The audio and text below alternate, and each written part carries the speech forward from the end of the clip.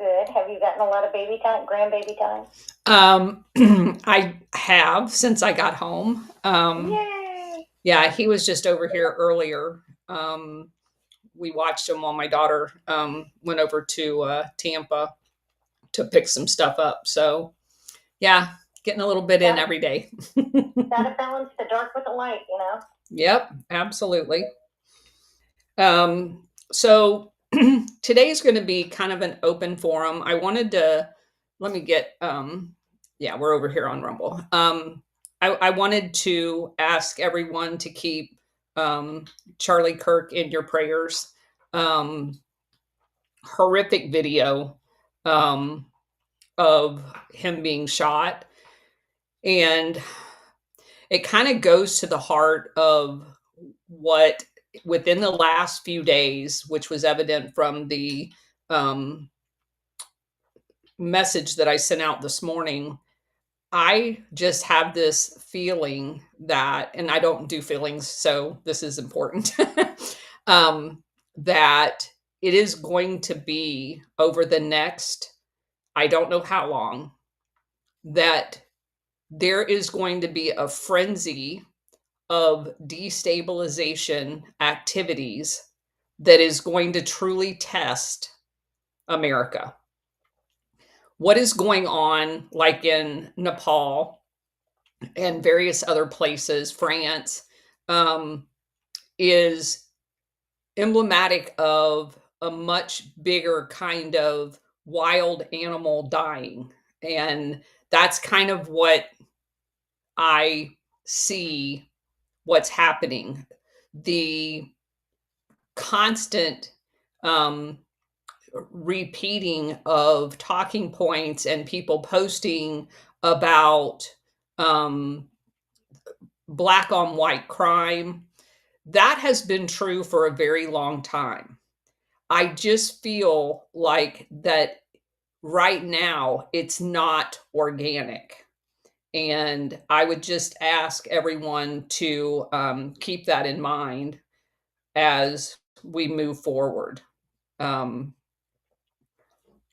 anyway, um, Absolutely. What is your opinion about what's going on in Nepal while we wait for other people to come up? so I have not, because I had my grandson, been able to look over everything that you found. There obviously, because of the critical location of Nepal that we've talked about in the past and how it has been used by the intelligence services, um, there is elements of the residual effect of that, because in order to control a country, you have to have it divided. You have to have insurgents in all of the different facets of power. And I've not read enough to know um, the whether it's the what I refer to as the good guys or the bad guys, um, or the bad guys and the less bad guys. In some cases, like like we found in Colombia, no good guys. There's just good guys and less good guys. Um, so do you want to share some of the stuff that you found? I'll do a post on it later. Yeah. The part that was, we've seen so many times with a government overthrow or like you said, civil unrest, but it's not organic civil unrest. Right. And as soon as they started calling it out for communist regimes, that to me is a real trigger word, so to speak. It is. It is knowing what we know. Right. And so anyway, sorry, little dog just got a new toy and she's over here squeaking it. Anyway, so immediately, again, I go back to, okay, if this is organic, one of the things that, again, immediately stood out to me was they were praising the military. Now, the military waited a considerable amount of time before they intervened. Right. Which says that the military was actually more or less on the side of the people. Right.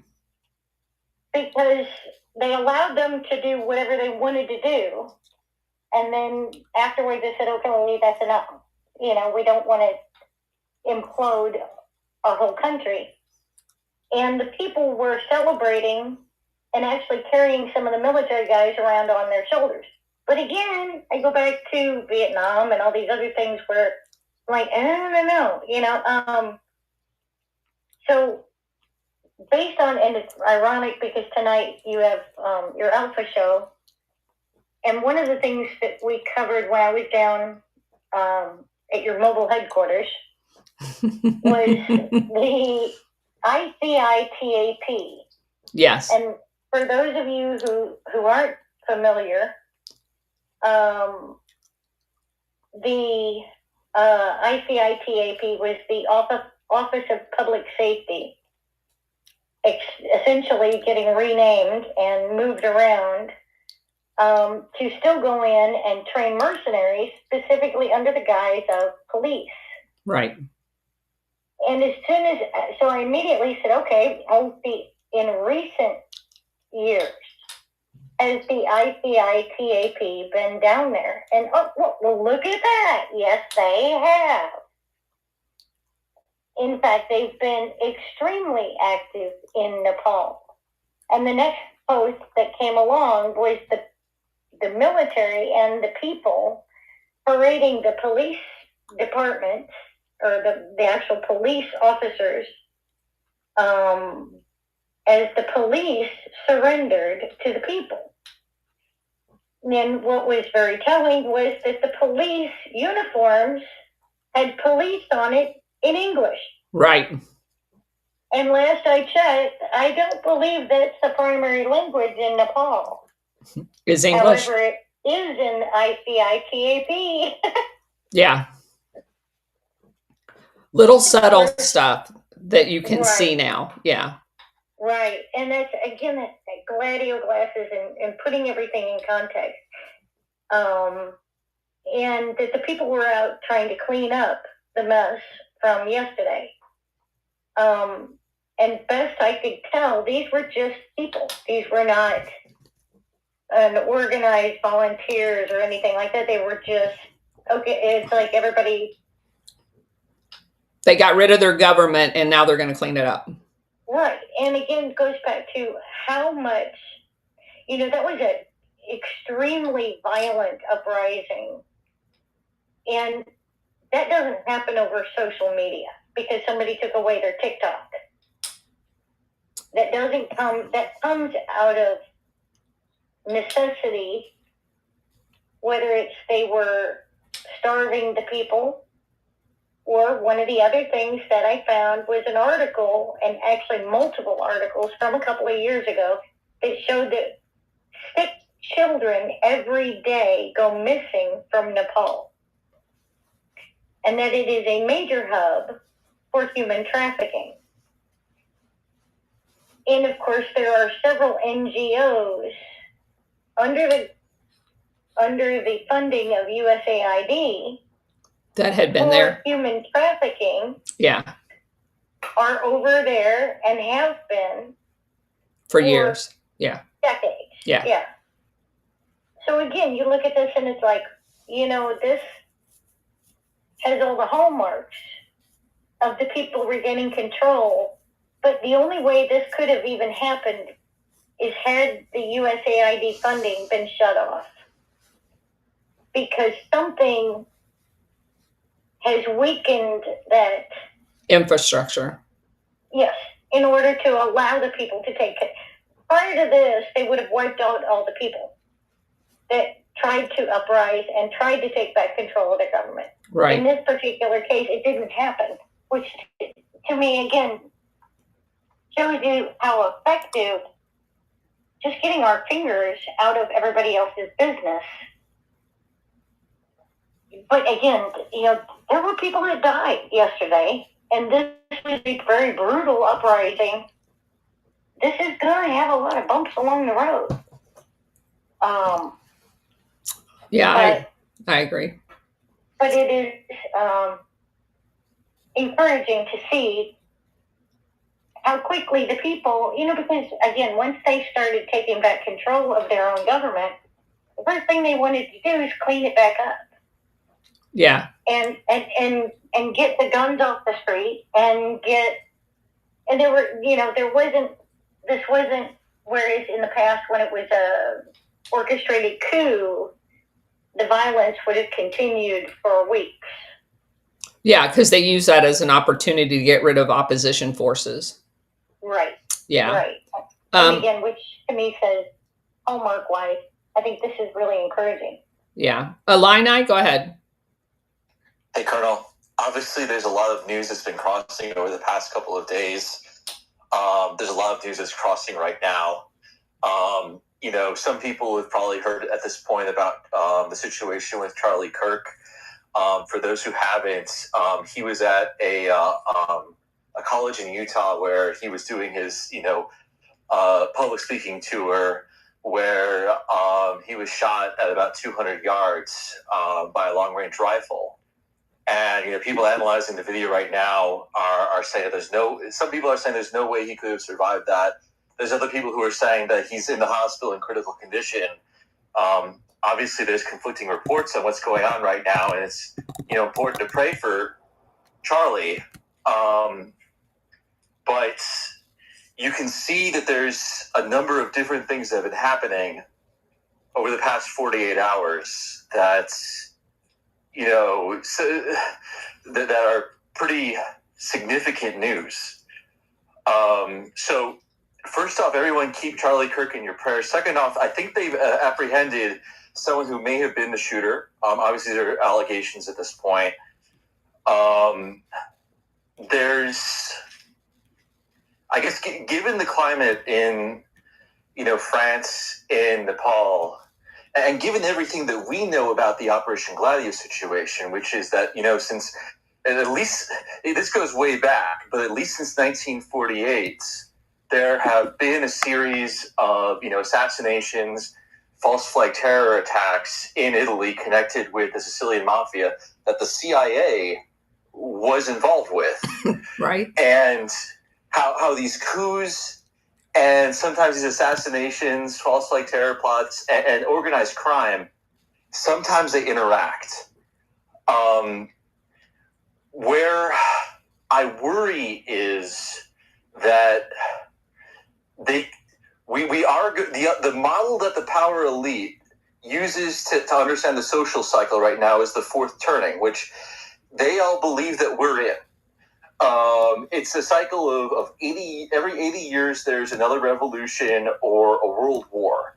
And if you rewind 2 steps back, that gets us to the 1860s.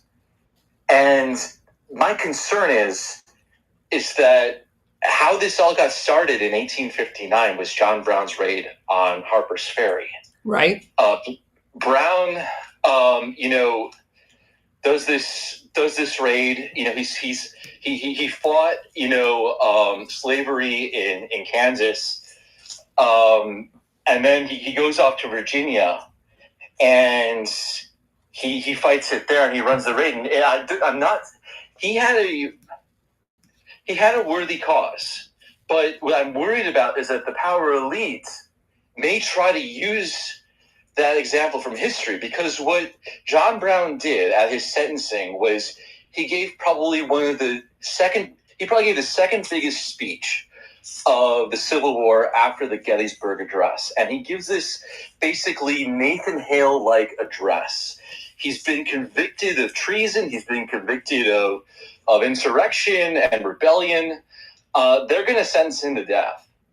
And he gives this impassioned speech saying that he's proud of what he's done, and he praises the treatment from Virginia, that they were just and that they were fair, and that he expects to die. But he also thinks that his cause is just. And it changes in a moment the character of what's going on in the country. Right. I'm worried that they could try to do something like this over the next week or two, and we have to be the voices of truth, of grace, and the patience in the room, saying, guys, we haven't chased the crimson thread back as far as it needs to go yet. And we don't necessarily, it is too early to let them try to do that to us, and we have to be able to try to stop it. So, yeah, that's a much more eloquently stated fear that I see right now. The forces are all out there already. They are aligned. We've tracked many of the different players. They didn't go away. They're not in hiding.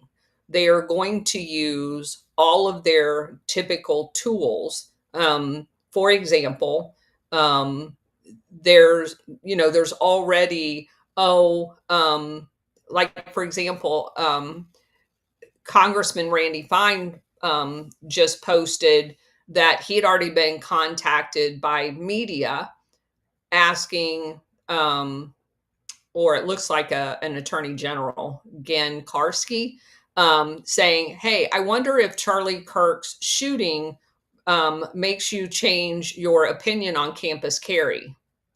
And again, if your first reaction to something as horrific as an assassination attempt is a policy issue, you are corrupt and you are evil.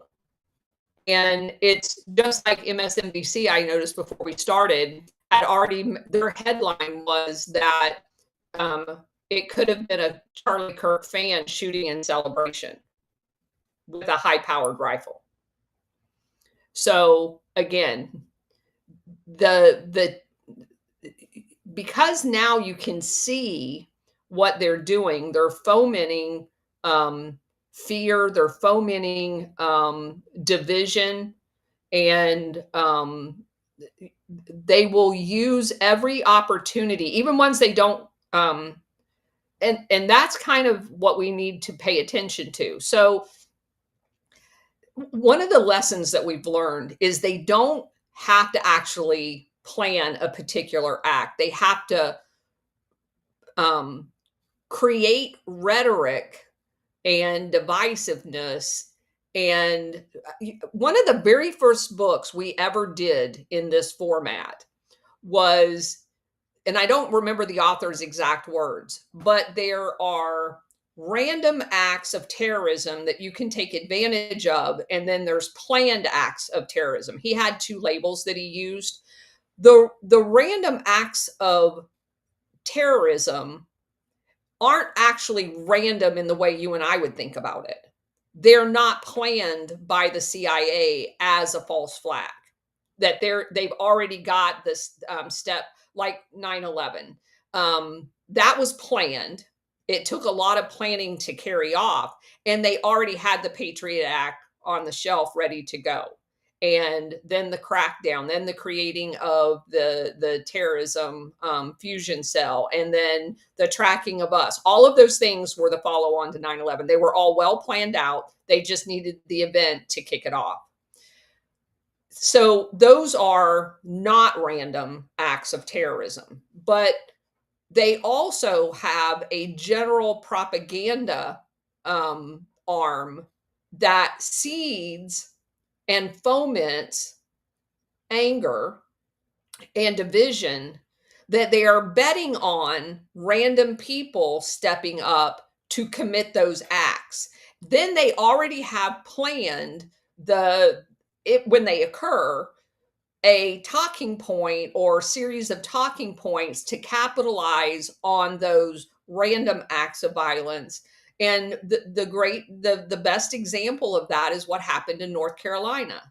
They set the grounds for that to happen. Do they know who's going to commit it? Not necessarily. The creation of that situation started when you begin putting people in political positions through the George Soros Open Society of these open border, soft on crime, cash bail, all of those. They seed the ground. It's like fertilizing a patch of ground, knowing that birds are going to come drop seeds. Something's going to grow there. You don't necessarily know what it is, but it's going to grow. And when it does grow, when it does sprout, it's going to be used to further their agenda because they are the ones plowing the field, fertilizing the field, and getting it ready for stuff to grow there. That's the best analogy that I can give.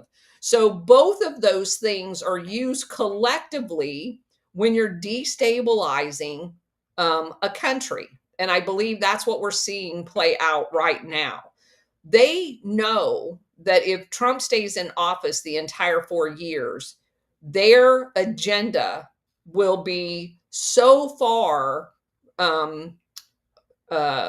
repressed, or they can't allow the light to shine. So they're going to put as many clouds in the path of the sun as they can. Go ahead, Illini. So, Colonel, one of the other things that's been playing out, in addition to the situation in France and Nepal, is some of the disclosures around Epstein that have been coming out over the past few days. What we know, and I'm going to connect this back to the Gladiator thing. What we know is that this has happened before. This happened back in the late 80s, where there was a group of students. It was called the Franklin Scandal, right? And there was a group of kids, back in 1989, who were being trafficked out of Boys Town to this child sex ring in Franklin, Nevada, and I'm sorry, in Franklin, Omaha, Nebraska. The kids didn't volunteer it at first, but they ultimately, said that what they experienced was, Satanism, and that there were ceremonies and stuff like that. And right. It connects, and this ring connected all the way from Omaha, Nebraska, and they have the flight records of the kids on the private jets out to Washington, D.C., to Craig Spence. I basically posted the article in, the Jumbotron here. And ultimately, some of them received a tour of the White House. It connected all the way to the Bush family. Bush Sr. was in office at the time. Bush Sr. Yeah. So when you read 2 Corinthians 4:4, where Paul talks about how the God of this age has blinded the hearts of men to the light and the truth of the gospel, there's an element of this that sometimes seems to connect with the political reality out there. The question is, are we going to be able to figure out where those crimson threads go with Epstein, with, the Franklin scandal, with Alicia Owens, who's still out there saying, basically sticking to her story 35 years later? Are we going to be able to figure out where those crimson threads lead before they plunge the country into whatever they're going to try to do to it, so we can figure out what's really going on and how we try to fix it? Right. That's the question. Yeah. Obviously, no one knows the answer to that question. However, the what's the word? The media hype around the Epstein and the demanding of it, and the people going like overboard on, accusing Trump of withholding it and all of that stuff. What it appears to me to be, and if this is true, it's a good sign, and I'll explain why. The the case and most of the paperwork that had been held in the New York FBI office had allegedly been tampered with. And the reason why it was initially withheld was obviously to embarrass the Trump administration when supposedly, when most of the FBI was still the original FBI, it was transferred over to DOJ. What they were hoping is, number one, for that information to be put out under the quote unquote transparency thing right away, which it was not. And it basically was a rehashing of all the stuff we already know, the black book, the flight logs, and all that other stuff. And then that, of course, was going to be a major embarrassment to the Trump administration because it was just old news. And they didn't release it. And then it gets discovered that there's this other stash in New York. Well, there are some fairly well-placed people that have made the allegation that they were holding that until the fervor was raised enough of demanding it, which was not organic, by the way. And all of the people, getting on, like, there's so many people that have had entire spaces accusing Trump of being guilty of all of this and all this other stuff. None of that's organic. They're building up to basically demanding that this new tranche of information be released without anybody going through it, looking what's all in it. And the allegation was made by some fairly high up people that information that came from the New York office where James Comey's daughter works had like poison pills embedded in it, and that there was a need to go through that material meticulously to make sure none of that was released, because number one, it's not true, and number two, that obviously when it then becomes not true and people realize it's not true, it gives a black eye to the current administration. And they're not playing along with all of this fake outrage is, to me, a clear sign that they know what's going on, that they understand that there's these poison pills that's been laid along the way. And I know for a fact that type of stuff happens. I saw that myself to a much lesser degree in the military. There are people that will forward to a commanding officer that they're trying to sabotage inaccurate information, that then they will have their best friend, not that I had this experience, but know that it happened, their best friend make an allegation, and then of course the incriminating documents are already there because they made sure they got them to them.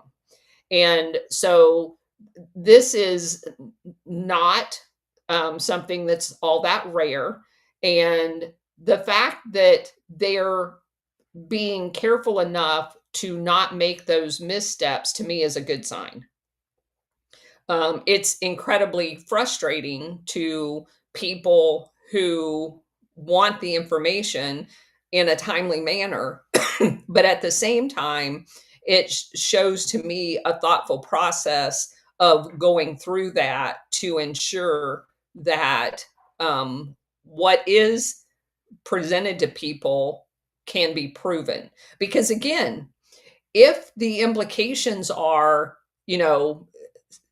like what you were saying with the Franklin scandal, it was not known right away who all of the political people were.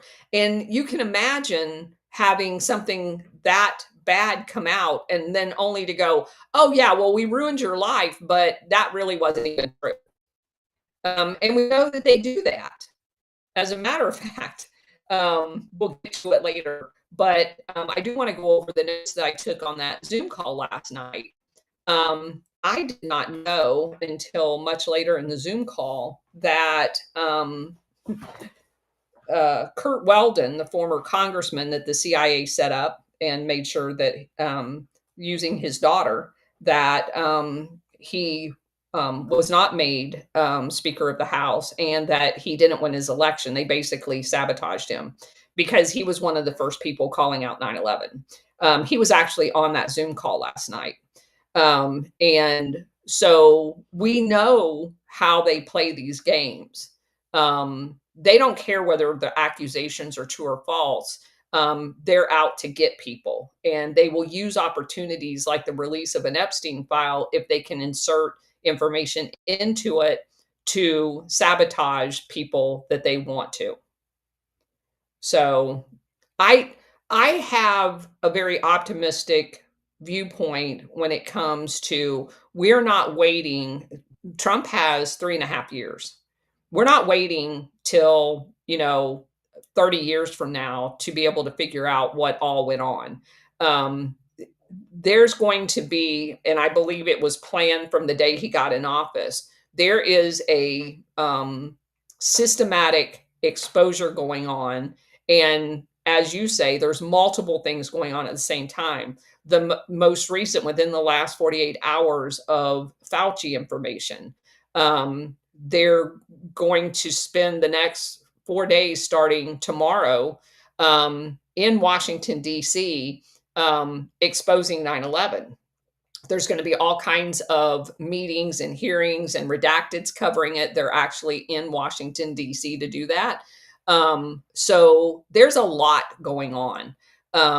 They've got, the COVID stuff right now with Ron Johnson. So again, there's just a lot going on.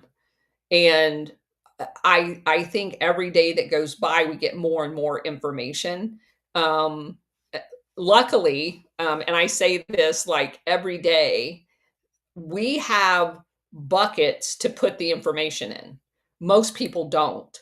Most people are just being inundated with information to the point where their eyes are glazed over. But just as Bridget was pointing out with what's going on in Nepal, we have a bucket to put that in. We know how to sort that information because we have filters with gladio glasses on to be able to unpack that information. We also know how blackmail rings and money laundering rings work. And so we have a bucket to put the Epstein information in. We know that COVID was part of this global new world order of locking down America. We've got a bucket for that. Again, there's a lot of people out there that this is so overwhelming to them that they have no way of sorting out that information. And I don't know what I would do if I had not spent the last 3 years doing what we've been doing, because it would definitely be overwhelming, even for someone like me who was, fairly well aware of what I thought I knew, which, as it turns out, wasn't a whole lot. But anyway, SR71, did you have anything you wanted to add? Thank you, Carolyn, and thank everybody for attending today, and those on Rumble as well. It seems day after day, we're seeing what I would call a cornered animal. Yeah. And they tend to know it at this point, and they're doing everything they can to stop it. I was looking at France earlier today, and even the French are going ballistic today in the protests that they're having at the moment. They're still going on, by the way. So buckle up, folks. It's going to get wild. Thank you, man. Sure. All right. So I'm going to transition into what happened on our call last night about 9/11. And since, again, we have new people in our space, I do want to briefly go over, just so that you guys understand my background as it relates to 9/11. So I was stationed at the Pentagon from 1995 to 1999. And in the position, I had a couple of different jobs while I was there. And I had exposure because my last 2 years there was as an executive officer, where you're like the right hand of a general officer. And the general officers in the Pentagon go to lots of policy meetings and stuff like that. And generally speaking, all of the rooms are set up with a conference table and then seating around the outside. And the seating around the outside is for the executive officers because you're there to take notes for your boss. General officers don't take notes. They have people that take notes. I was that person. And it's kind of a grooming position. A lot of military officers never get an opportunity to be an executive officer.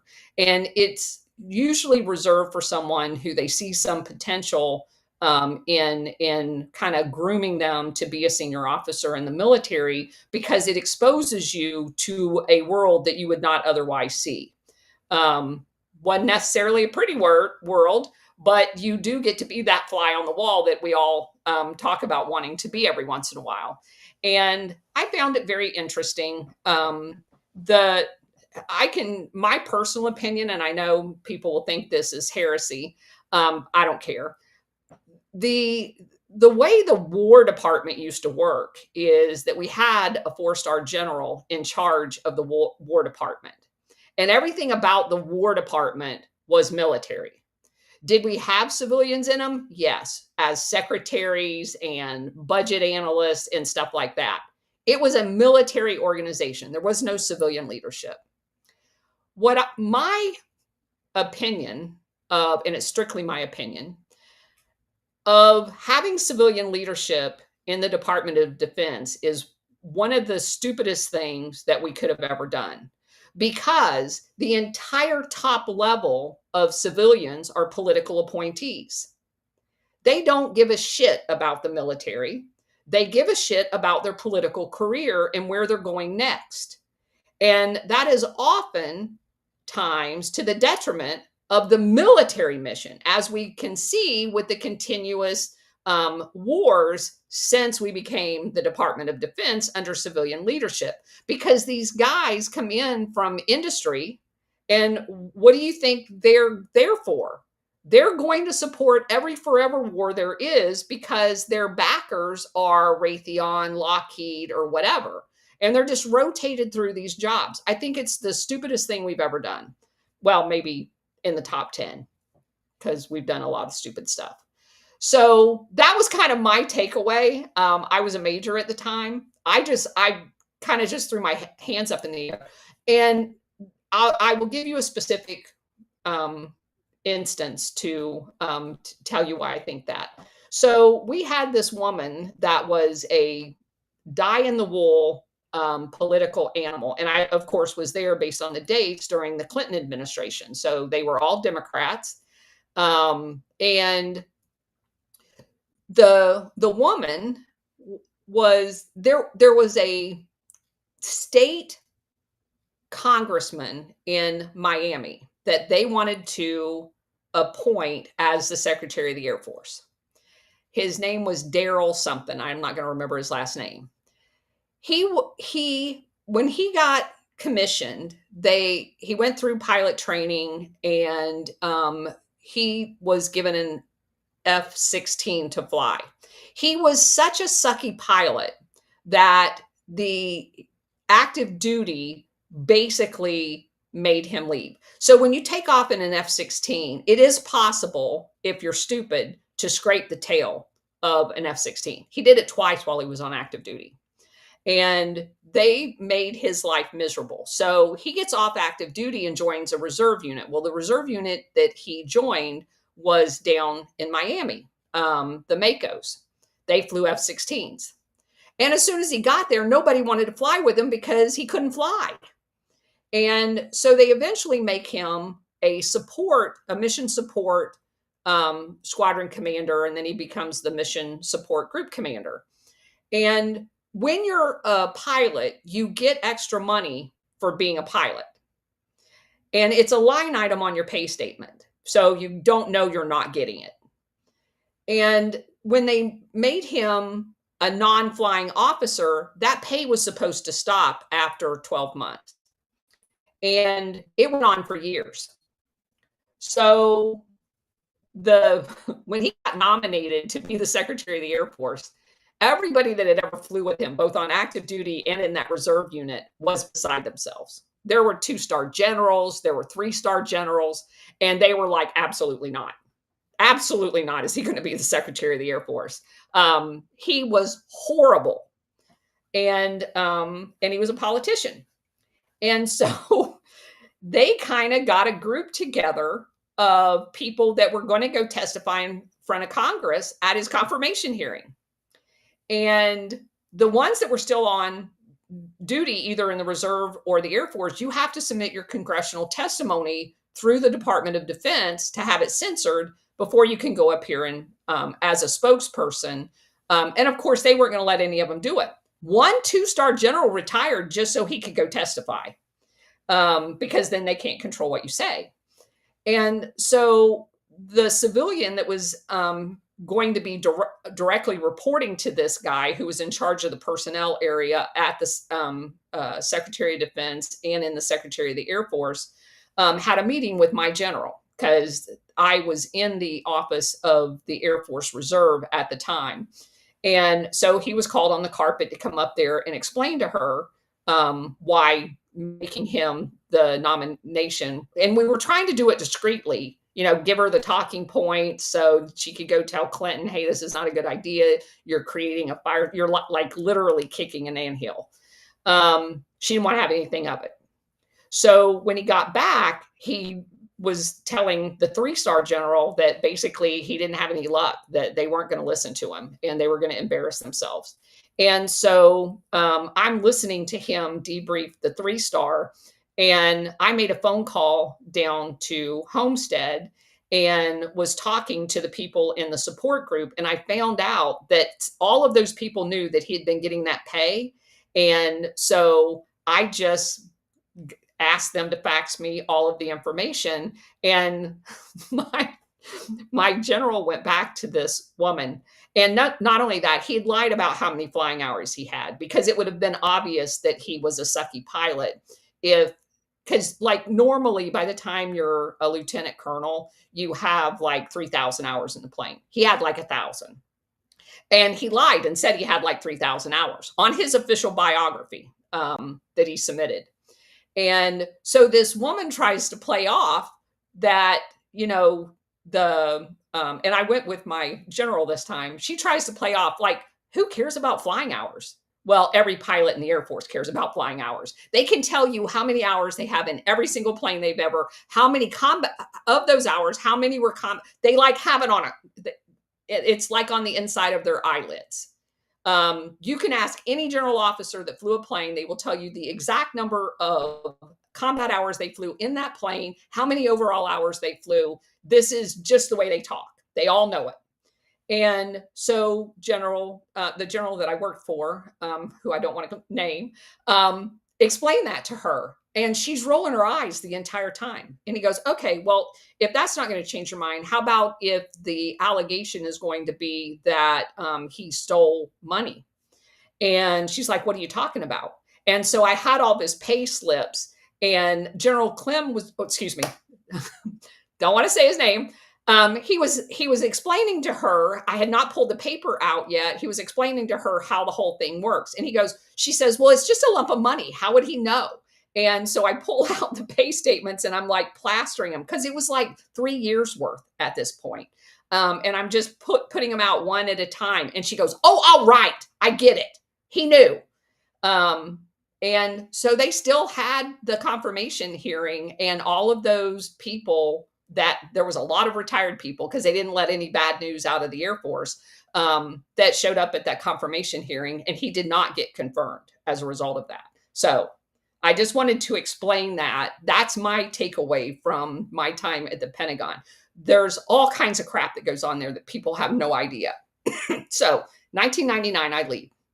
I get to U.S. Central Command, which is at MacDill Air Force Base, and we're not in any, I mean, we're still flying deny flight kind of stuff over Iraq and stuff like that, left over from Desert Storm, but there's no real activity going on. There's some special operations stuff going on, but we're pretty much in a peacetime footing at CENTCOM. And they do annual exercises in foreign countries because we're one of the only Southcom and CENTCOM is the only combatant commander that's not physically located in their AOR. So they basically take a big chunk of the headquarters over every year into one of the countries for acclimation, and they do an exercise. And they have all the services there. They go through, all kinds. I mean, it's a huge deployment. They do exercises like we went to Kenya during Bright Star. That's the name of it. And, there's tanks and all kinds of interoperability with the Kenyan forces and other, Saudis were there, Qataris were there, everybody. So they do this big hoorah. And then we all come home. So that was kind of the extent of the excitement until 9/11. And there had been briefings about terrorism and stuff like that in the lead up to it. But nothing specifically like pinpointing, oh my God, bin Laden's this big threat. During the Clinton administration, during that entire time, as a matter of fact, if you read Buzz Patterson's book, Clinton could have killed bin Laden multiple times. And he didn't. They were on a golf course. He got a phone call. We got eyes on. He didn't want to be bothered. He kept golfing. So there was no, at least from the command structure, there was no immediate, oh my God, turn over heaven and earth and get him, which is obvious because, CNN went and interviewed him and somehow we couldn't find him. So obviously we knew where he was at. We knew where he was at the entire time. As a matter of fact, some people make the allegation we're the ones that helped him move around. So 9/11 happens. That morning, weirdly enough, I have never before or after that day got a phone call from my sister at work, ever. My sisters all live around here. I lived in my hometown here in Lakeland during that time and just drove over to Tampa every day to go to work. My sister called me at work and she said, hey, did you hear that there was a plane that crashed into a building in New York? And I'm like, no.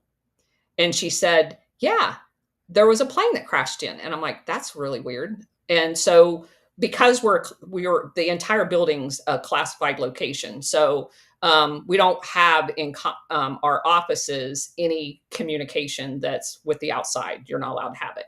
So there's a dedicated conference room for the general that I worked for. And so we went over to the conference room and turned the television on. And just as I turned the television on, they had the video footage of the second plane hitting the second tower. And by that time, the rest of my staff had came over to that conference room with me. And we're just like looking at each other like, what the hell? What the hell is going on? So I sent all of the people that worked for me home because it was quite obvious it was a terror attack. Regardless of whether we orchestrated it or not, I knew exactly what that meant for the headquarters there is that we were going to war. Because there was nothing else going on in any other AOR that anybody thought was an imminent threat except for ours. Because like I said, they had already been talking up the whole radical Islamic terrorism thing in the couple of years, including during the time that I was at the Pentagon. So that occurs in CENTCOM's AOR. So I sent everybody home, told them to do whatever they needed to do because the shit was going to hit the fan the next day. And it did. I had one day off from September 11th until I left at the end of June of the following year. And we were given a choice. You could either take Thanksgiving or Christmas off. And that was it. For about the first 2 months, we literally slept in our office on cots. Or chairs with your feet propped up.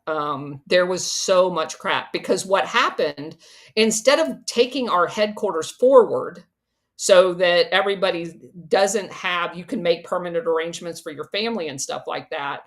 And we all have to have those plans on file. Instead of doing that, they decided to fight the war from Tampa. And that was contrary to everything that we had ever trained to do. So we brought in about 4,000 foreigners into Tampa, Florida. One of my primary jobs was finding billeting locations. Now, you're going to find this hilarious for those of you who know the jokes between the services. You know, the Air Force is the ones that get 5-star hotels. We have our chow halls are all decorated with wonderful food, and everybody else is treated like shit by their service. And so we're sitting in a meeting. There's one Air Force person, me. There's 2 Army guys, a Navy guy, and a Marine guy. And we're brainstorming on how to go about lodging arrangements for all these people. And so they're bantering back and forth, and I'm like the most junior person. I think I was a lieutenant colonel by now. And I just start laughing, and I said, what the hell are you guys doing? We have Falcon Harvest tents. We live on a big base. Just go set up a bunch of freaking tents. We've got a chow hall here. We can feed them out of the chow hall. What are you guys talking about renting hotel rooms? This is ridiculous. And so they're all looking at me going, well, we can't put these people in tents. I'm like, they're our rank. I slept in a tent. They can sleep in a tent. So we put them up at 5-star hotels. And of course, their countries paid for it. But yeah, they weren't having any of that. And I just thought that was one of the most craziest moments that I'm the only one looking at them going, what are you talking about? They're deploying to fight a war. Why would they expect to be put up in a hotel? But they were. And so anyway, for the next, and we had no room for these people. We had to actually set up temporary facilities out in the parking lot at CENTCOM, which meant then you had to walk a mile to work if you were able to go home to get to the office, because the entire parking lot became temporary headquarters for all of these other countries. And you had to run around, and it was crazy. So on the day of 9/11, my best friend, who I met when I was a second lieutenant on my first day of active duty as a second lieutenant, was stationed at the Pentagon. Now, of course, all the phones are jammed up there. It took me about 8 hours to find out that she was okay.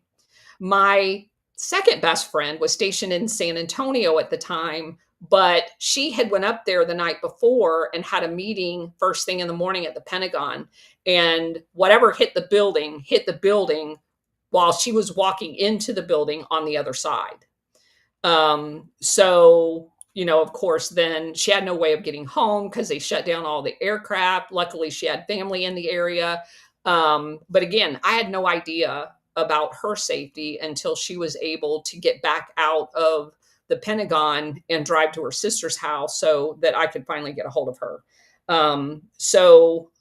I did not lose anybody close. The majority of the people that died at the Pentagon were in the Navy area that had just been renovated, weirdly enough.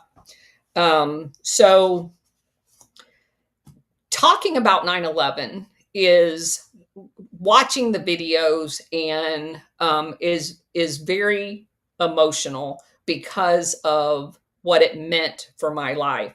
And just on the personal side, when you deploy forward, like I said, your kids are left with a family member and you focus on work. Working 18 hours a day and then having to come home and try to have some semblance of a home life at the same time is very, very difficult. And my kids were little. My youngest one was 4 years old and her sister was 8 years old. Those were the 2 that I had at home.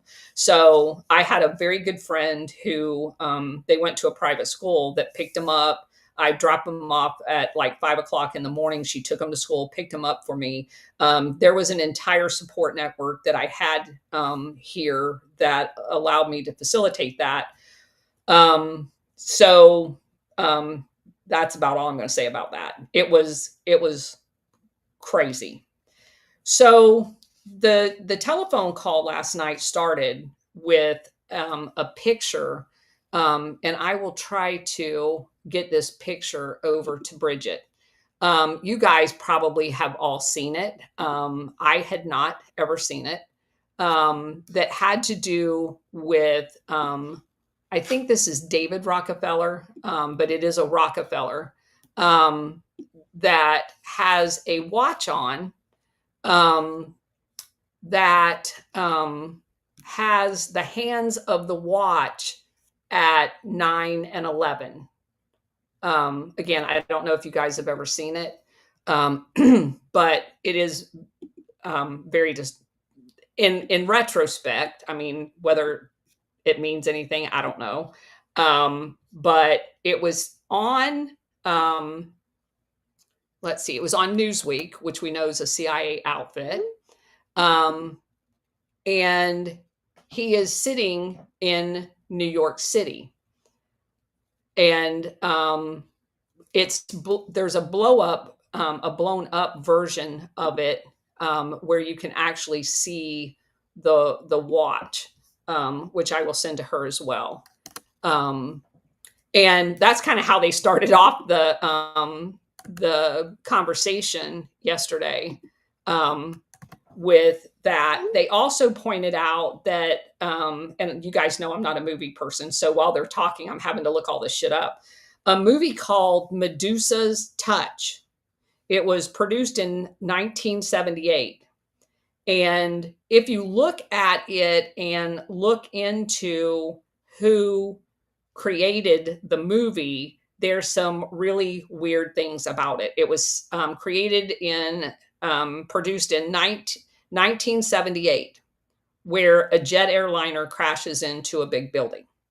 And there are pictures of it. And yes, it does look like a plane crashing into one of the Twin Towers. The guy that produced the movie has a very sketchy background that you could make the argument that it's kind of one of those precursor type things.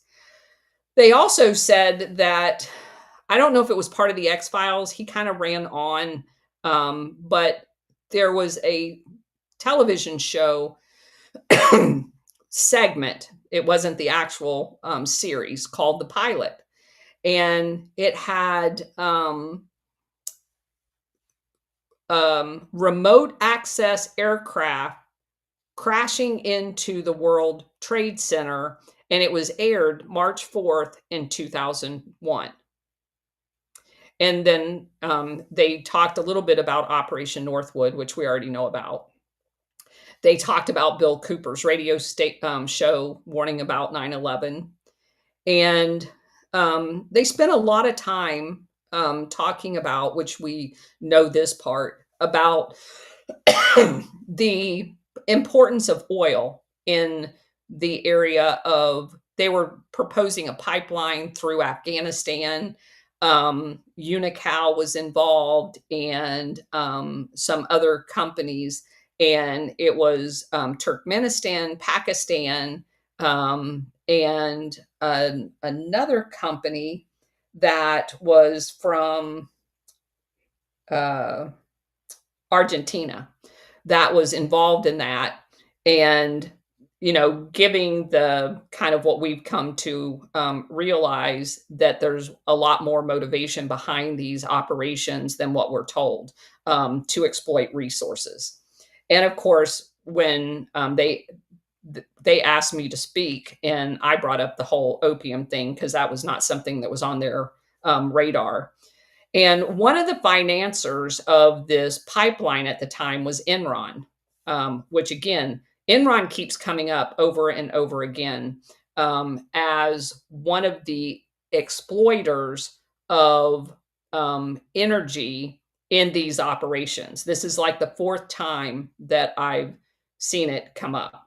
So they did talk about, let's see, they talked about the National Environmental Act as something that, and I didn't get the full background on that, but it talked about how when it came up, there was exposure that while they were constructing the second tower, that there was asbestos in the project of the first tower, and they paused construction on the second tower, trying to decide whether or not they were not going to continue putting asbestos in it, and if they were going to redesign it and figure out how to continue the building without it.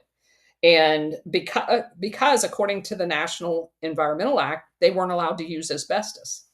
But it would have cost them like $6 billion in order to, which was more than they paid for the tower construction at the time, to remove the asbestos that was already in the first tower. So they went ahead and built it anyway. And of course, that was because Rockefeller was in charge of the Port Authority at the time. And now people believe that it was the asbestos dispersion in the air that made everybody sick. That's part of an ongoing effort to hold people accountable for those decisions. They talked about, which we know, that the original version of the Patriot Act, which there's a video of Biden taking credit for, was drafted in 1994. They talked about a company called SecureCom, and they're pursuing a lawsuit for the security, and that gets you into George Bush Sr.'s brother owned part of a company.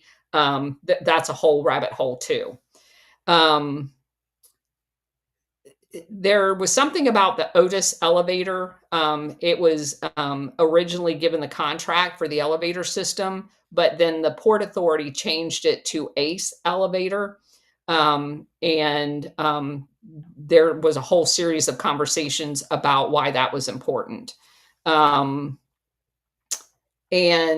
I brought up Porter Goss's involvement. I explained to them what the Carlyle Group was and why that was important, because just before 9/11, Saudi had been allowed to make a huge investment into Carlyle Group, and Carlyle Group at the time had major investments in all of the military industrial complex. So basically, in the aftermath of 2001, all of our tax dollars was going over to equip Saudi, to help us fight, while at the same time, Saudi's buying military equipment from the people who they have an investment in the Carlyle Group, which is a private equity thing that Bush was involved in, Bush Sr., and a whole number of other people like Cheney and those people. But they owned stock in all of the major military industrial complex. And so our taxpayers are going to Saudi under the guise of buying military equipment. They're buying the military equipment, making the military industrial complex rich. And this Carlyle Group were stock owners in all of them. So they're basically getting rich off of the aftermath of 9/11, both these people that are involved in the military industrial complex here and the Saudi government, because they had been invited to join in that private equity group. And that's the old Saudi family, not the current one that's in charge, just so that you know that. So that got us up to the point of actually going through some of the pictures. Now, I had never heard this. I don't know if you guys have or not. There is a military aircraft called an A3 Sky Warrior, sorry. The A3 Sky Warrior, if you take that one photo that we've all seen of the one and only photo that we've ever seen of the Pentagon video of the thing, whatever it was, crashing into the Pentagon, everybody says it was a missile. Well, there's a lot of evidence that says it's an A3 Sky Warrior. And if you look at the nose cone of what is sticking out in that one frame when you freeze it, that you can actually see just the nose sticking out, and you have a side-by-side picture of that aircraft, they have a good argument that that is what it is. The part of the engine that was found on the ground outside of the Pentagon, the landing gear that was found in the Pentagon, and there's a piece of the canopy. Every single one of them, for anybody that has ever flown an A3 Sky Warrior, and they have several pilots in the 9/11 pilot group that all say that's what that was. So again, that was news to me. One of the guys on the call actually had experience modifying things like the A3 Sky Warrior under a DARPA program at Fort Collins to make them remote flying. So that was news to me as well. They had several slides comparing the engine that was found at the Pentagon to the engines of the aircraft that the official story says. And I know for a fact that the Pentagon was not hit by the aircraft that they say it was hit by. I, as you guys know, was in aircraft maintenance. I've had firsthand experience standing next to these engines. The engines on those aircraft obviously would have drugged the ground given the trajectory of that aircraft into the Pentagon. There's no way it would have made it to the Pentagon. And if it did, it wouldn't have just completely demolished where there's nothing there. So he had a lot of really good points about that. And I already mentioned Curt Weldon. So Curt Weldon is going to be meeting with President Trump over the next soon. He wouldn't give a specific date because I don't think he had one. But if you guys don't know his story, I would suggest looking up. He's been very vocal. There's lots of videos about them and what they did to him when he first spoke out. Now, he was a volunteer firefighter. He knows a lot about all of the stuff that happened at 9/11. And when he began, while he was a congressman, speaking out about that, there were death threats. There all kinds of stories. They used his daughter to sabotage. He was the most likely person to be Speaker of the House. He had been serving on the House Senate Committee, I think, Intelligence Committee. And yeah, they made his life, they primaried him. They made sure he didn't get reelected, just totally destroyed him. So he talked a little bit about his efforts in mobilizing all of the fire unions around the United States to get behind an effort to create not a congressional commission, because we all know, and he said it on the video about them being he didn't use the word kabuki dance, but that's my term. But he said that outright. He says there's never been an effective one of them ever. He knows that. But he wants a presidential commission that reports directly to President Trump and given the authority to, no kidding, find the truth. And obviously, he is a very good candidate to be one of the leading members of that because he has been very outspoken about all of the lies. And he will be very frank with you and say, I don't know what the truth is, but I know what we were told was a lie because none of it makes any sense.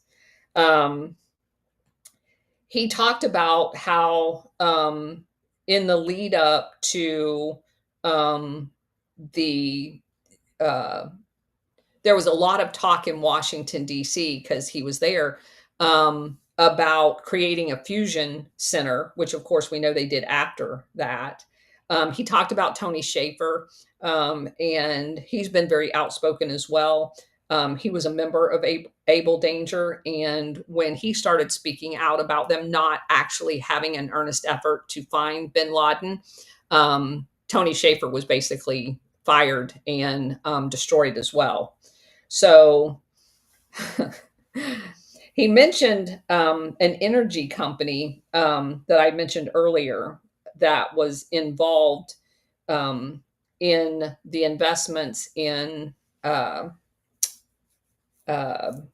Afghanistan, and it's BRIGAS, Brigus, and it now is involved in all kinds of other stuff. But when he was originally talking, I had come across that a while back, and I don't know why it stuck in my head. Well, I do know.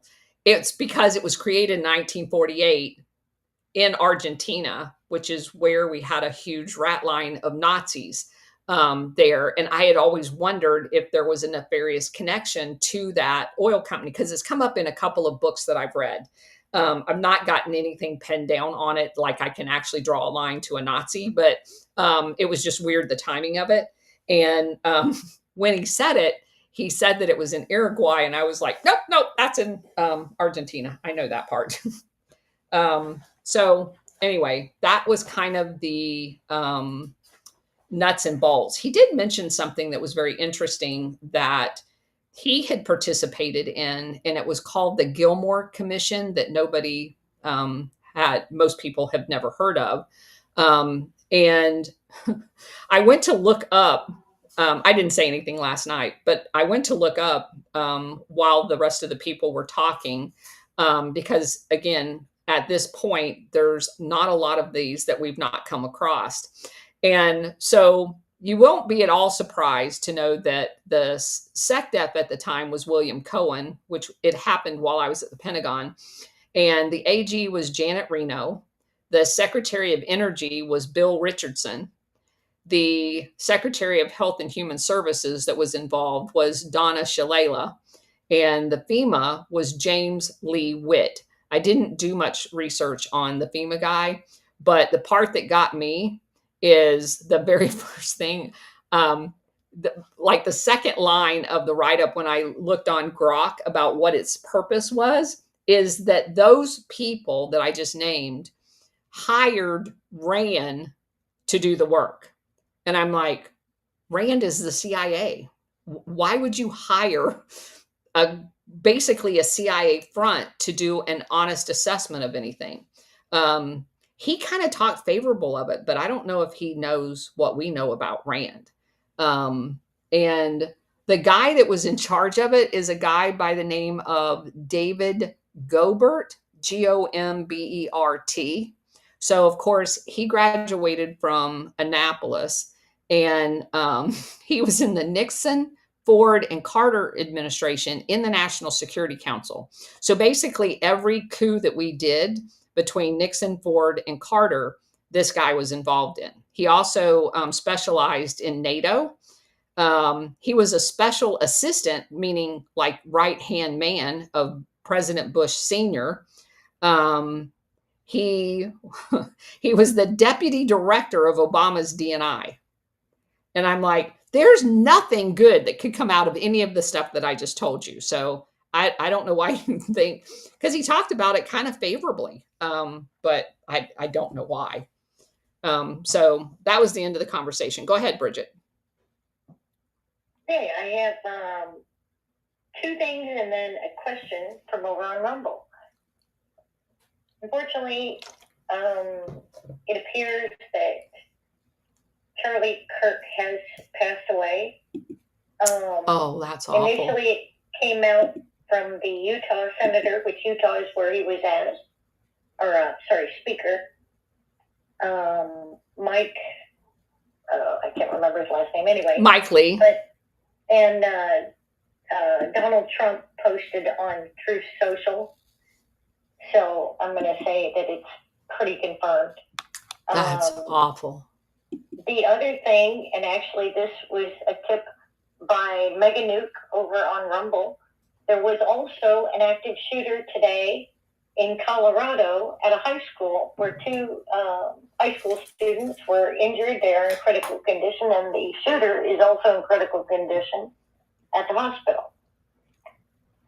So there's your hunch about earlier Yeah. that like seems to be over target Yeah. as always.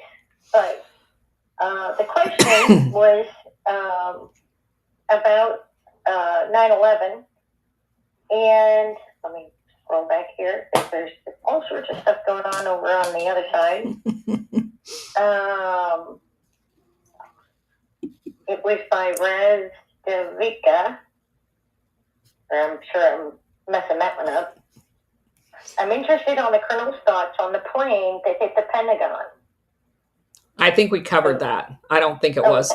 Well, I mean, it could have been that Sky Warrior plane. And if you guys go, just look up, there's plenty of images of it. You see how the cone of it is an extended cone that would look almost like a missile if you're only going to see like the first 5 feet of it. It's a really weird shaped aircraft. Not like a major, and it is a very small aircraft as well. So it is possible that that's it, as opposed to just a missile. But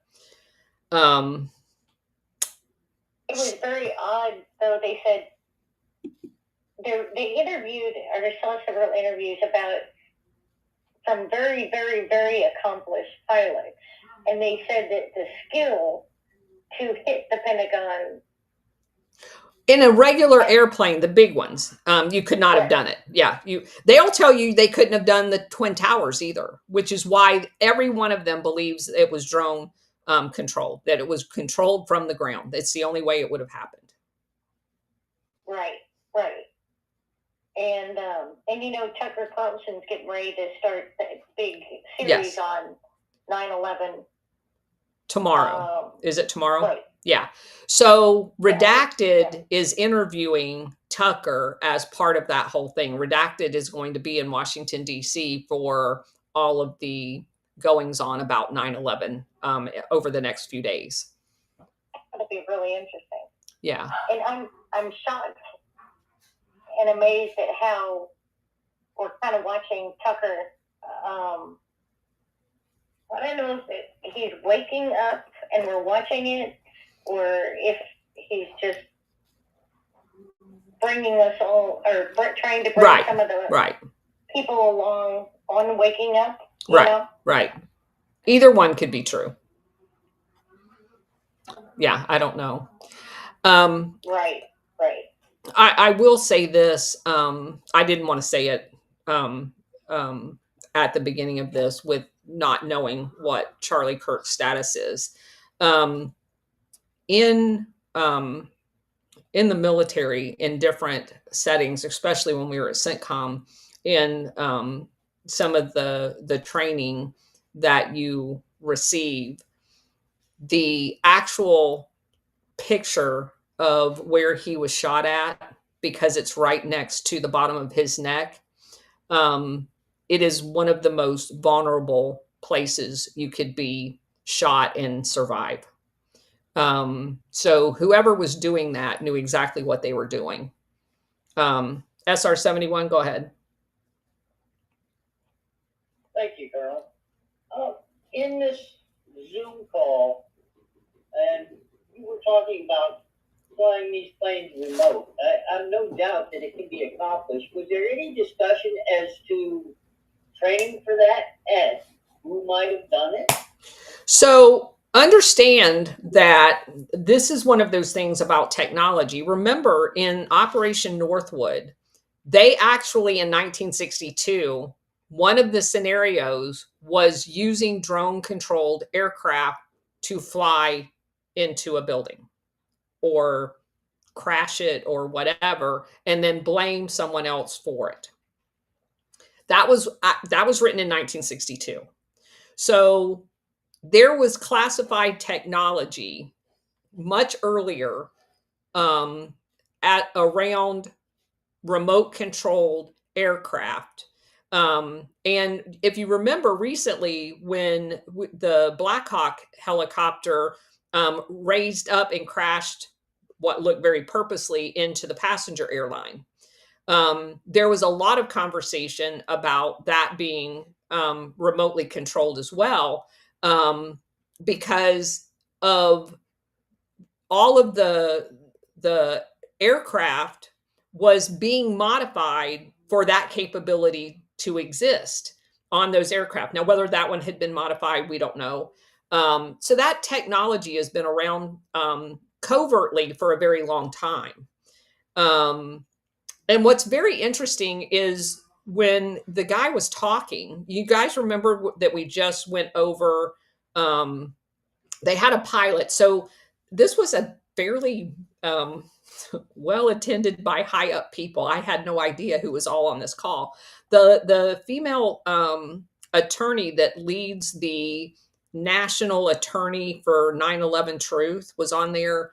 There's an airline pilot that leads the National Pilot Association for 9/11 Truth was on there. They all spoke.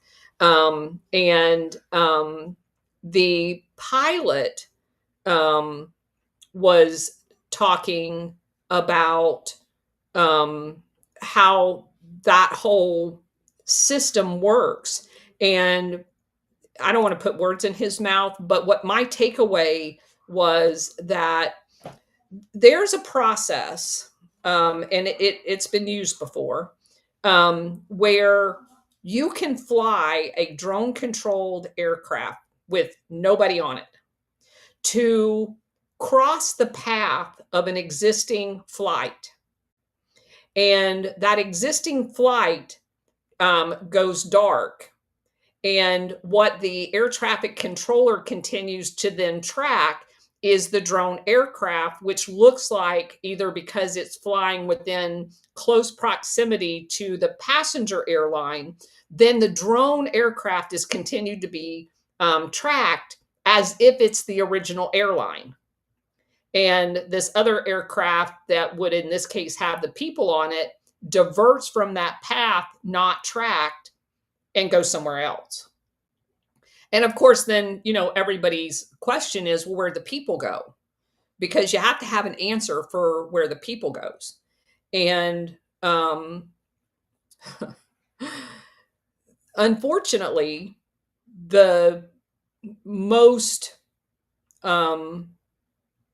obvious to me is you're dealing with people who have already, since 1948 that we've tracked back to, killed millions of people. While no one wants to accept that fact, that is the most likely outcome. In going through Jonestown and realizing that every single one of those people was injected with a substance that killed them, they did not drink Kool-Aid. It is not out of the question that was the outcome. That's just one of the possibilities of what happened. So it is very possible that all 4 of those aircraft were controlled from the ground. That's my takeaway from listening to the pilot speak. And in his assessment was the only way that they hit exactly where they hit and how they did it. So, well, I understand that piece of it, Colonel. I guess what I'm trying to get my head around is, obviously there's got to be some training for these people to do it somewhere, somehow, some way. Well, there's drone training everywhere. Drone training, I understand, but actual flight. That's the same thing. You're just remotely flying an aircraft. It doesn't matter if the aircraft is a UAV that we think of as an actual drone, like a Predator, or if it's big. The size of what you're doing doesn't matter. The technique of flying drones in the military, they come in multiple sizes. Some of them are big. And that skill has been around in the military a lot longer than most people realize. It wasn't something that just came about after, 9/11 or just before 9/11 or whatever. It's been around for a very long time. They were writing about it in 1962. If you've got drone aircraft and you're putting it on a war plan as a capability, as General Lemetsker did, you have people that know how to do it. Colonel, I could be wrong, but I think you can get a type rating in a 737 in a simulator. Oh, well, I don't. Like, so you can do the training. You don't necessarily have to, have exposure to that plane. There's different ways to do it, I think. Well, I don't know if you can actually get to fly passengers just in a simulator. But point taken, the skill taught, and nowadays a lot of the training is in simulators, with your check ride being with, a skilled pilot, and then, you're in training status and all that other stuff. So you've got hours on the airplane in addition to simulators before they let you fly passengers. But the ability to fly a drone aircraft has been around for a very long time as a skill, whether it's in the military or in the CIA, is the point that I was trying to make. Because you're not going to put it on a war plan as an option for the president if you don't have the ability to do it. Thank you, Colonel, because my thought was, okay, we're talking about a plane here that you're going to teach somebody to fly remotely. They did. Understanding that, yeah, things can go wrong, whoever you're training with, and where you're about to lose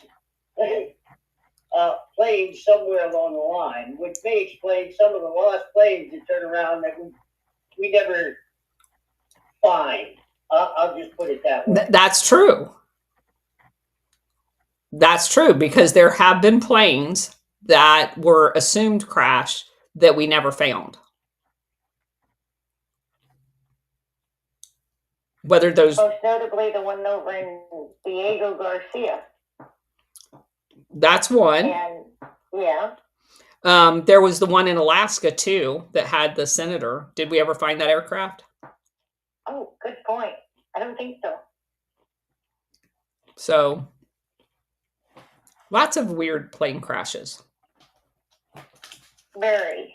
As a matter of fact, that one web page that I was telling you, you can only really find any of the articles. I don't think I have it still up. Maybe I do. Yeah, I do. The ISGP. When I was doing research, that guy had a list of over 400 unexplained or questionable plane crashes on his website. 400. That's a lot. Don't forget Amelia Earhart as well. I think that's probably one of the most famous ones. I don't think they ever found that plane. True. When was that? Do you remember? That was the mid-30s. I'm saying we might not have had that technology back then, but everything about that was weird. I wonder if she had some sort of dirt on the roundtable group or something in Colonel Quigley's books. Yeah. Well, the whole Earhart family. I don't know if you've ever. It's weird. Yeah. SR, go ahead. Thank you, Colonel. One other question here, and I'm going to sort of put you on the spot here. Since you were privy to what was going on, out of this entire conversation, was there anything that asked you concerning Operation Gladio and your view into all of this? Anything about what? Specifically? Such as how we're tying everything together with Operation Gladio and the International Syndicate and this, that, and the other. Did any of that conversation come up? Last night? Yes, last night in your Zoom call. Oh, yeah. That's the whole reason I was invited on. I spoke for probably, a good 10 minutes about the, especially Afghanistan, because they had not talked about the opium and that type of thing. And so, yeah, I spent just briefly explaining to them what it was. And the guy that was in charge of it the guy that spoke the most. He had seen my appearance on Redacted, and through a common friend who comes to I host with a couple of my friends here in Lakeland every 2 months. All of the Patriots get together, and people that from all over Central Florida. Stormy Patriot Joe's been there. CanCon. I don't know if News Trees and Dave came up. CanCon did not. But General Quas lives around the corner from me. So and Brian Cates lives here in Duane. So we all get together every couple of months and have a meeting. There's 40 or 50 people there. And we all just take like 15 minutes of what we're working on and observations of what's going on, which is going to make this Saturday, it's coming up on Saturday, a very interesting conversation. But one of the guys that comes to that religiously is affiliated with this group. And he was like, oh, you guys want to, because the guy was in their planning meeting. He said something about having watched me on Redacted. And he was like, she needs to be in our group. And he's like, oh, I know her. I've been in her house. I go to these meetings because during the wintertime, I host them here at my house. And so he was like, oh my God, you got to call her. So the lady that maintains the email list and everything, he emailed her, and that's how I got the invite. So that's why I try, if I can vet the host, that's why I try even some people that some people say is questionable. That's the reason why I try as much as I can, and my schedule allows, to talk to as many people as I can about Operation Gladio, because it ties into so many different things, and you never know who's watching. You never know. You never know where all of this is going to lead. And I do think it fills in a lot of the holes in a lot of people's, because again, as I said in that post that I made, there's a lot of people that can't fathom the evilness. They live in this. I'm speaking from personal experience. You live in a utopia that I spent 30 years thinking that everything that I did was helping people out around the world, giving them freedom, that our involvement was all for a noble cause. And there is a high level of cognizant dissonance when you find out that that's not what all of it was about. As a matter of fact, that's what almost none of it was about.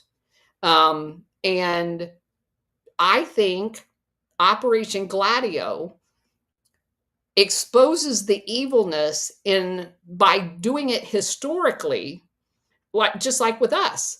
It took me a year looking at this shit before I scratched my head and said, well, if it's a requirement to be in NATO, where the hell was ours?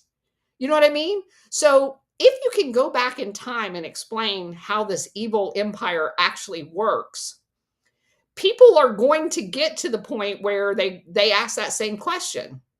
But it's in a kind of a standoffish way that they can process the information. And well, that happened before I was born. And then you bring them to the current that it never went away. And that process is very helpful for people to understand historically what has happened. But once you see it, as we say, once you put your Gladio glasses on and you start looking at everything through that paradigm, the whole world changes. And it's not like you running into a brick wall. It's not like walking up to somebody in the street and saying, the CIA has been murdering people all over the world. That's not going to get you anywhere. But if you provide them, as Illini has always said, with the evidence, and you do it in the distance past, and then you go, oh, well, if we did that in Chile, and this happens because people will go, oh, well, if we did that in Chile, do you know anything about Guatemala? Oh, if we did that in Guatemala and Chile, do you know anything about Iran? And that opens the door. And then not only did we do it in Iran, then we did it in Iran again. So yeah, Illini, go ahead. Yeah, it's interesting how we can cite, the front page of the Washington Post or the New York Times from some article from the 1970s that everybody's forgotten about. Right. But, it's confirmed and it's kind of vetted and everything from reputable sources. And then we can use that to draw some link. Speaking of connections from the distant past, though, on 9/11, I mean, there's two that kind of have these Gladio links, and I think the first is the most, is part of the central Gladio story, which is Lucky Luciano and how he even got involved with the OSS and later the CIA was through the Port Authority of New York and New Jersey. Yes. And I'm not 100%, I know that Giuliani came through New York in the 1980s and cleaned up the 5 families, but there was still the mafia in New Jersey after that. In fact, I think that Chris Christie did a raid in the aughts after 9/11, on 100 or so different mayors and officials and stuff like that who were taking bribes. And I'm not 100% sure that they cleaned up, all the dock workers. And so there could have still been some, remnants, Lucky Luciano and Sicilian Mafia links, going on, including with that sale, which was also a really weird process with, Silverstein's bidding on it, Vornado's bidding on it, Vornado backs out. Yep. I'm not sure we got the whole story on all of that. Silverstein gets it. There's a couple more stories, I think, with the insurance and how all of that played out. Right. And so let me just interrupt you for a second. So for those of you who've not been through our entire series, all of the insurance companies that we went through are as corrupt as hell. AIG started out with CV Star over in China, and CV Star's organization in China was 100% a spy operation that is renamed into and through mergers created AIG. And AIG never changed its colors from its original roots. So there's all kinds of insurance things that play out through the Gladio as far as culpability in it and enabling it, not to mention Lloyd's of London, who we know funded Aegis. And that guy, no kidding, was a terrorist. He went into countries, the guy that created Aegis, and overthrew governments. He was literally in prison for doing that. In Lloyd's of London, the insurance company props him up in business. And don't you know that there's this mysterious one-off terrorist attack on a boat, and they are a large insurer of maritime, and then everybody clamors to get insurance policies on their boat. So they're intimately involved in all of this. Go ahead. And don't forget, beyond just the Port Authority, you also have the Rockefeller brothers were the ones who were really sort of the driving force behind the buildings, in particular David Rockefeller. And that's another, Gladio name with Chase Bank. Which is why it's so weird, that picture with him having 9/11 on Newsweek, which is... That was 1967, and then in 2002 he grants another weird article to this UK outfit. I don't know if it might have been a Telegraph, and he talks about he watched them go up, he watched them come down. Yep. And then he basically says, I wasn't really worried about them hitting Rockefeller Center just because due to a lack of imagination. So you have the Rockefellers, you've got the Port Authority of New York, New Jersey, and maybe tentatively some remnants of the Sicilian Mafia. But the last question for me is, I'm trying to connect this to Iran-Contra because then, the puzzle pieces all fit. And I'm not going to jam them together. Like, I'm willing to try the different ways that they fit. And what we know is that, Osama bin Laden, while Iran-Contra is going on, he's getting support in Afghanistan to fend off the Soviets. And, you've got, Reagan and a couple of senators and Congress people actually getting involved and like sending them Stinger missiles and going out and visiting Afghanistan and stuff like that. While that's going on, bin Laden sets up Maktab al-Qidamad, which is his sort of funding mechanism. And I think there's information out there that he might have been getting funding from the CIA. But my question is, Colonel, did you find any connections to Iran-Contra or some of the behind the scenes players in all of that? Because like in the same mix you got like Adnan Khashoggi, but I can't quite connect them. So that's why I found this David Gombert guy that ran the RAND study for this Gilmore Commission. He goes all the way back to Nixon. He goes through Nixon, Carter, and Ford, and then becomes the special assistant for Bush Sr. while Bush Sr. is president. And becomes Obama's deputy director of DNI.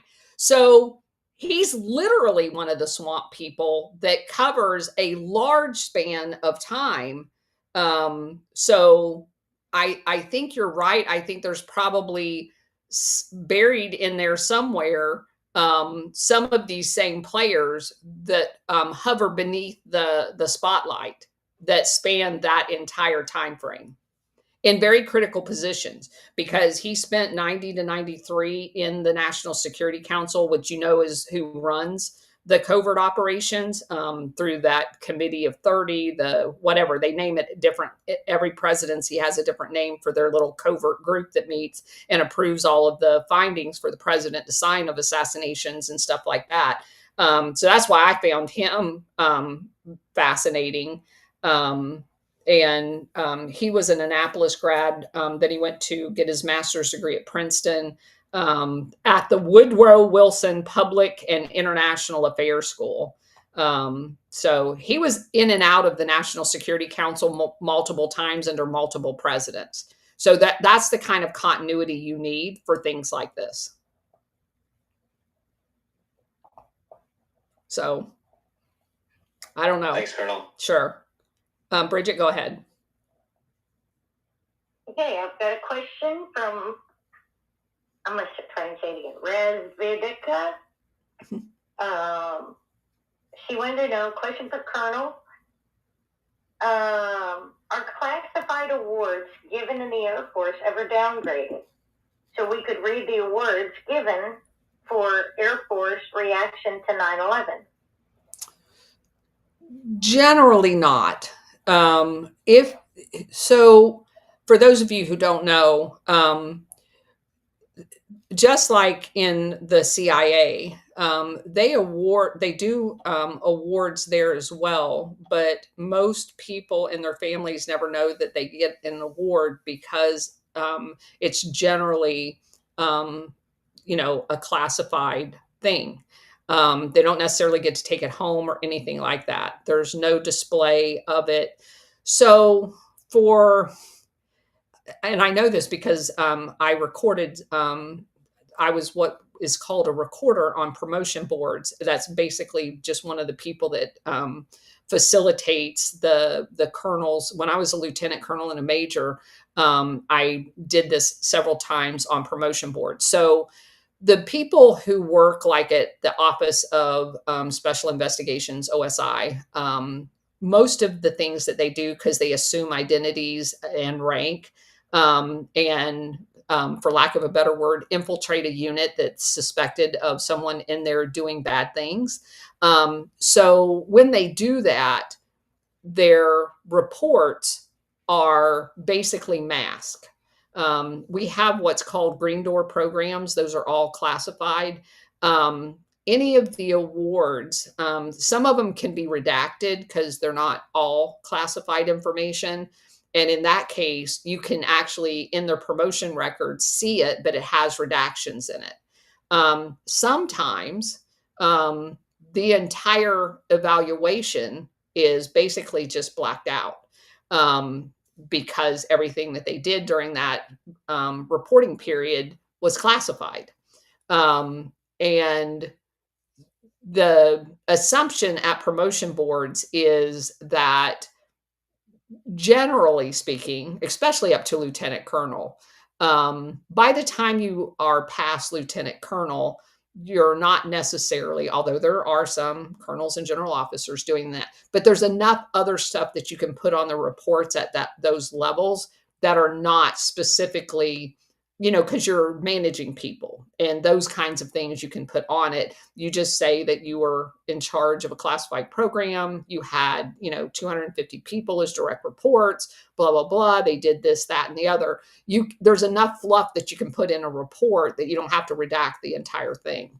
And those people are basically, since they are operating at the highest classification level, indicated by the blacked out report, are given the benefit of the doubt and scored highly so that they can continue doing and returning on the investment that has been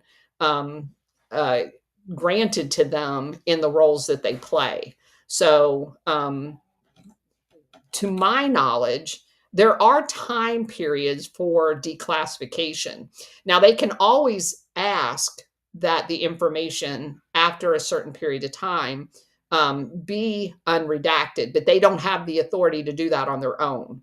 It's not like you could go call Denver, where retired records are, and say, hey, I want that report unredacted.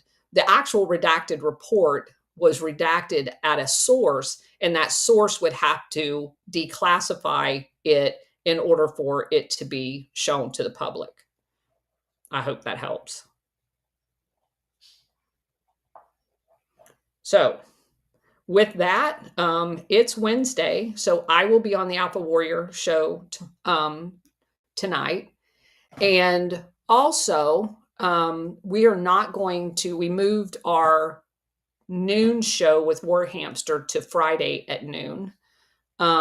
Tomorrow, I was asked, there's going to be a special show, and I don't have the link. I will get it for you. For a bunch of veterans to be on a show, and his show starts at 5. So chances are we will not have the 4:00 show tomorrow since we've covered 9/11 today. And like I said, once I get the link to that show, I will send it out, but it'll be at 5:00 tomorrow. And then we'll be back here on Friday at 4:00. And then we'll start our new book on Monday. So, any teaser about what tonight's episode's going to be about? No teaser. Oh, okay. You're going to have to be surprised. Keep it. Okay. I see how this goes. Okay. Yeah, I have a phone call into Alpha, and he hasn't called me back, so I don't want to say one way or the other. Awesome. So anyway, maybe it'll be Nepal. But anyway, yeah. So thanks everyone for being here. Take care, and I will get you the post on the show tomorrow. I will be noon on Friday, and then we'll be back here at 4:00 on Friday. Take care, everybody. All right, let's get back here. I gotta find out where I'm at. I got too many windows open for it not to be a prepared show. Usual. It's so funny because usually I have the book, I have my notepad here, and I have everything laid out in front of me. And I sat down here today and I just had my phone to do the space part of it. And I'm like, I I feel empty here. My whole desk is open. So take care, everybody.